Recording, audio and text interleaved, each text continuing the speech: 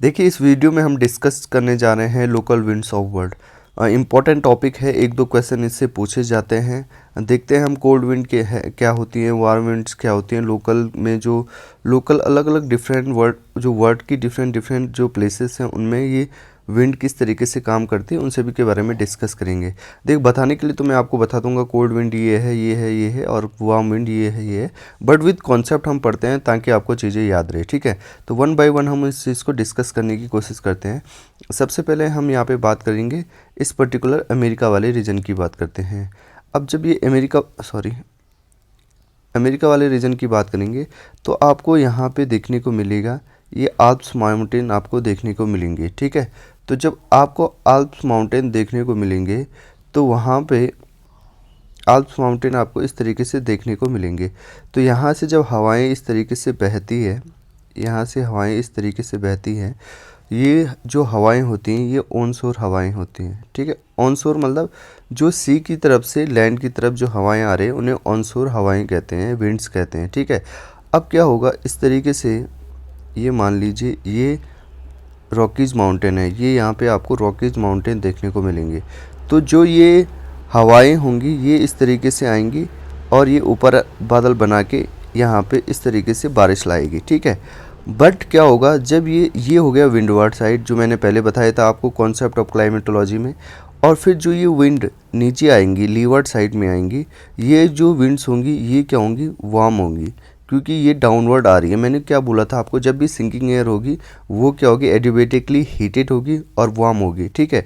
अब जब जो ये हवाएं होती है ये वार्म होती हैं और लीवर्ड साइड में यहाँ पे क्या होता है, लीवर्ड साइड में यहाँ पे क्या होता है, बहुत ठंडा होता है, ठीक है। किस में, ये रॉकीज माउंटेन की लीवर्ड साइड में बहुत ठंडा होता है और वहाँ पे स्नो भी देखने को मिलता है, जिस वजह से वहाँ के लोगों का रहना थोड़ा मुश्किल हो जाता है। बट क्योंकि जो ये वार्म विंड आ रही है जिसको हम चिनूक कहेंगे, जिसको हम क्या कहेंगे, चिनूक कहेंगे, तो ये यहाँ की स्नो और स्नो को खा जाती है, मतलब स्नो को पिघला देती है वार्म, तो इसलिए इसको स्नो ईटर भी कहा जाता है।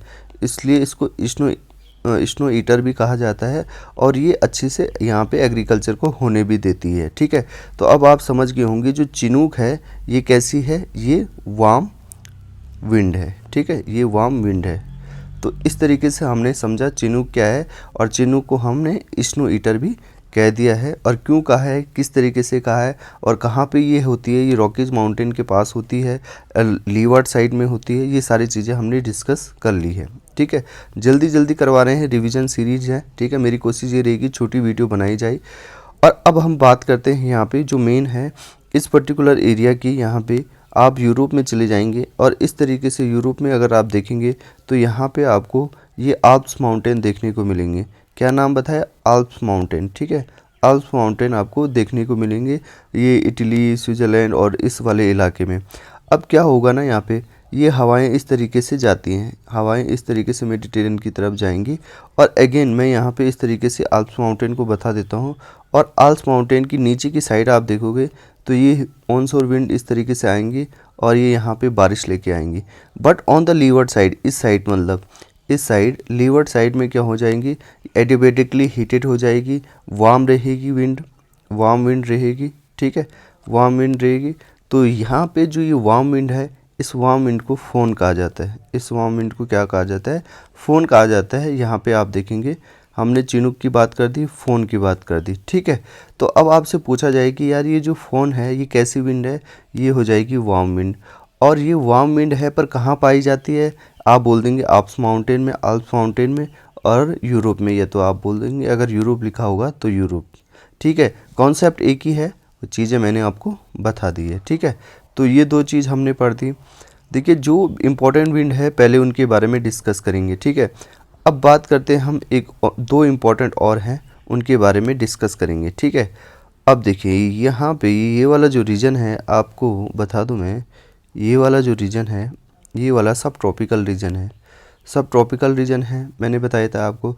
तो यहाँ पे जो एयर होती है वो सिंक करती है, मतलब ऊपर एटमॉस्फेयर से नीचे जब आती है जो सिंकिंग एयर आती है वो यहाँ पे डिपॉजिट हो जाती है और इस तरीके से फिर हाई प्रेशर से, देखिए जो सिंकिंग एयर होगी, जो सिंकिंग एयर होगी एक तो वो वार्म होगी, ठीक है, और नीचे यहाँ पे हाई प्रेशर बनाएगी, ठीक है, हाई प्रेशर बनाएगी और ऊपर कोई क्लाउड नहीं होगा, ये भी ध्यान रखिएगा। तो यहाँ पे हाई प्रेशर बनाएगी। अब हाई प्रेशर से कुछ एयर इस तरफ आएगी, ठीक है, और कुछ मतलब यहाँ पे ये कुछ इस तरीके से जाएगी लो प्रेशर की तरफ, ठीक है, ये समझ लीजिए आप, ठीक है, ये समझ गए होंगे आप। तो यहाँ पे जो हाई प्रेशर विंड है वो कुछ इस तरीके से लो प्रेशर की तरफ आएगी और कुछ इस तरीके से इस तरफ लो प्रेशर की तरफ जाएगी। अब क्या होगा कि जो ये विंड इस तरीके से इस तरफ को जा रही है, ये इस तरफ को जा रही है, तो यहाँ पे क्या होगा, यूरोप में आप देखने को मिलेंगे, यूरोप में कुछ पहाड़ियाँ होती हैं और ये पहाड़ियों पे क्या करेगी, इन पहाड़ियों पे ये क्या करेगी, बारिश करेगी। ये क्या करेगी, बारिश करेगी। यहाँ पे कुछ पहाड़ियाँ होंगी और ये क्या करेगी, बारिश करेगी। और क्योंकि ये इन रीजन से जाती है, कौन से रीजन से, ये डस्टी रीजन से जाती है। डस्टी, यहाँ पे आपको लीबिया यहाँ पे लीबिया, टूनीशिया और यहाँ पे आपको इजिप्ट देखने को मिलेगा। तो इन जगह से गुजरती है और ये जो एरियाज होते हैं, ये डस्टी एरियाज होते हैं, रेडिश सैंडी डस्टी एरिया है। और यहाँ से जब ये बारिश यहाँ पे आती है, इस तरीके से जब बारिश आती है, तो जो ये बारिश है वो ऐसी लगती है कि वो रेडिश है, तो ब्लड की तरह वो दिखती है। तो यहाँ पे इस वजह से ये क्या करती है, ब्लड ड्रेन आती है। जो बारिश आती है वो रेडिश लगती है हमें और ऐसा लगता है कि ब्लड ड्रेन हो रही है, ठीक है। तो जो ये विंड है, जो ये गर्म हवा है, देखिए मैंने क्या बोला था, जब सिंकिंग एयर होगी तो वो वार्म होगी। तो ये वार्म एयर इस तरीके से जब ये रेन लेके आती है उसे ब्लड रेन कहते हैं। और जो ये विंड है, इस विंड को हम कहते हैं सिरोको, ठीक है, इस विंड को हम कह देंगे सिरोको, ठीक है। तो ये हो गई सिरोको हो गई, ठीक है, सिरोको हो गई, ये हमारी सिरोको हो गई, ठीक है। तो सिरोको विंड कहाँ पाई जाएगी, इस तरीके से इस वाले इलाके में पाई जाएगी, ठीक है। ये चीज़ आप समझ गए। अब दूसरी चीज़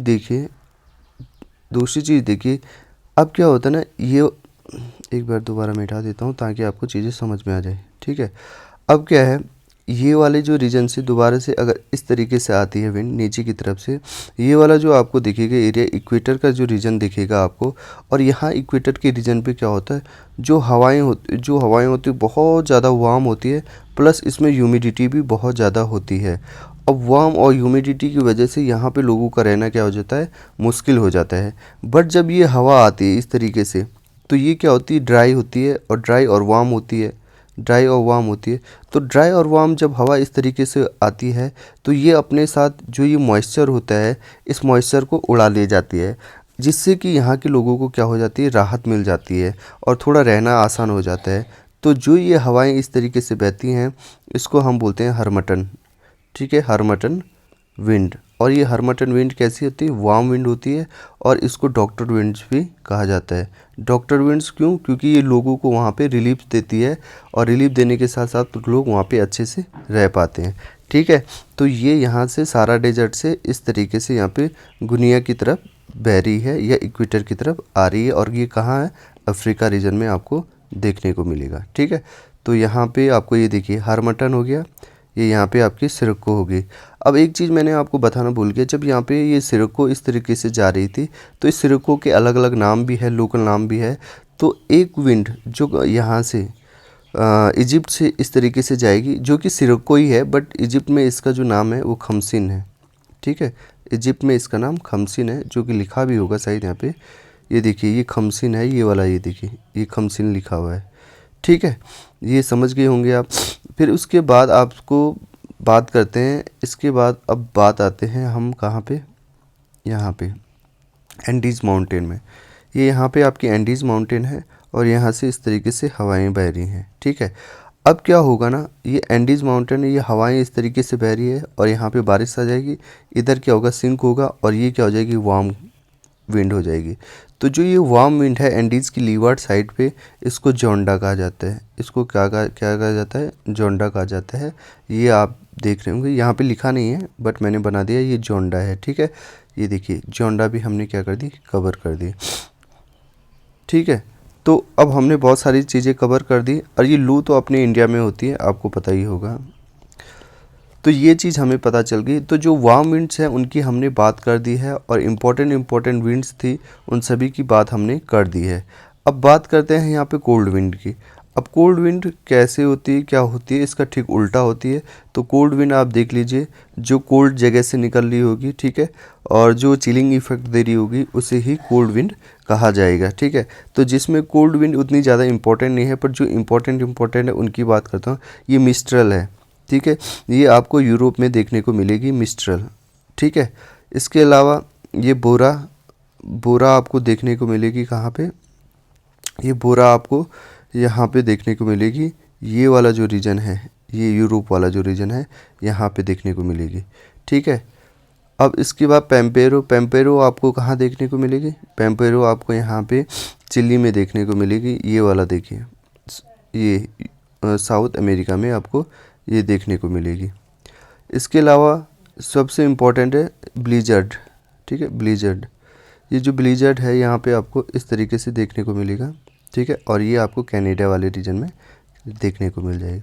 तो इस तरीके से हमने समझा कि कोल्ड विंड, वार्म विंड क्या है। ये बुरान है, ठीक है, ये आपको यहाँ पे साइबेरिया वाले रीजन में, ये रशिया के साइड देखने को मिलेगा, ठीक है।